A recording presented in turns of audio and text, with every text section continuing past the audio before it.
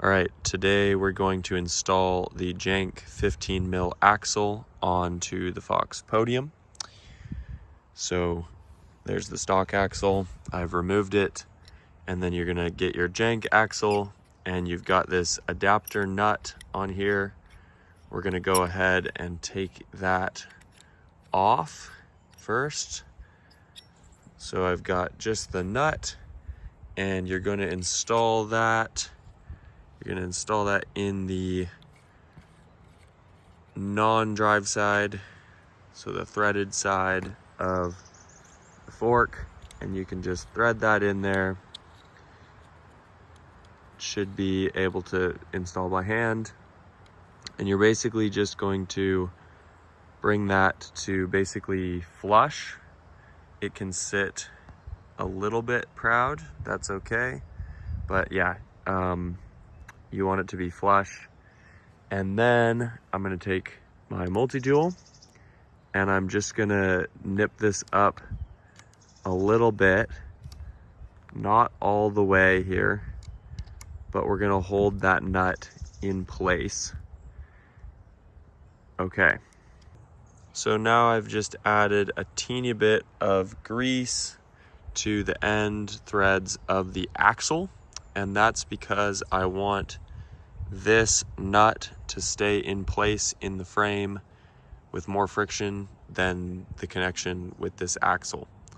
And so just grease this.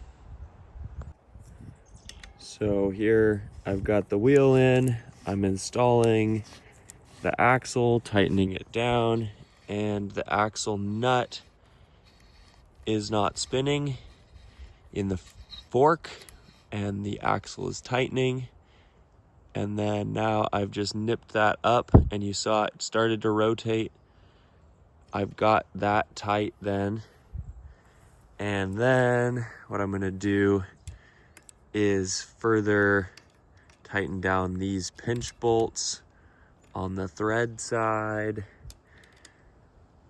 And then I'm gonna come over here, and I like to do the step where they say, you know, you can push on the fork, make sure it's all settled in, and then you can set the pinch bolt on this side, and that's a wrap on installing the 15 mil axle for the Fox podium. So there it is installed.